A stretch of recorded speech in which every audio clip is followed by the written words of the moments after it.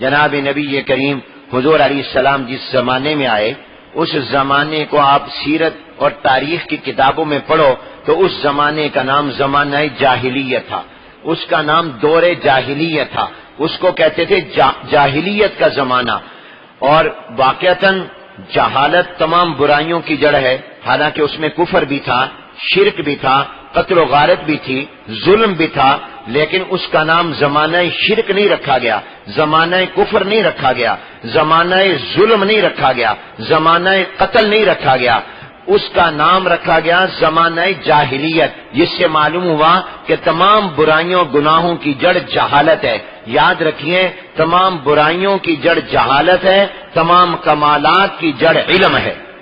علم تمام خوبیوں کی جڑ ہے اور جہالت یہ تمام برائیوں کی جڑ ہے۔ تو اس کا نام زمانہ جاہلیت تھا، بدترین زمانہ تھا، ظلمات بعضها فوق بعض کا مصداق تھا۔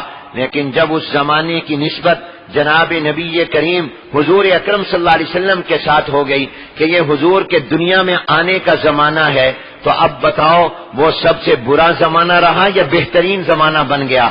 خود حضور نے نبوت والی زبان سے اعلان کیا، خیر القرون قرنی، سب سے بہترین زمانہ میرا زمانہ ہے، تو سب سے بدترین زمانہ بہترین بن گیا، جہالت کا زمانہ علم کا زمانہ بن گیا۔ کس کی نسبت کی وجہ سے؟ حضور اکرم صلی اللہ علیہ وسلم کی نسبت کی وجہ سے۔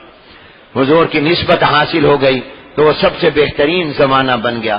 حضور کی نسبت صحابہ کو حاصل ہوئی، وہ سب سے اعلیٰ بن گئے۔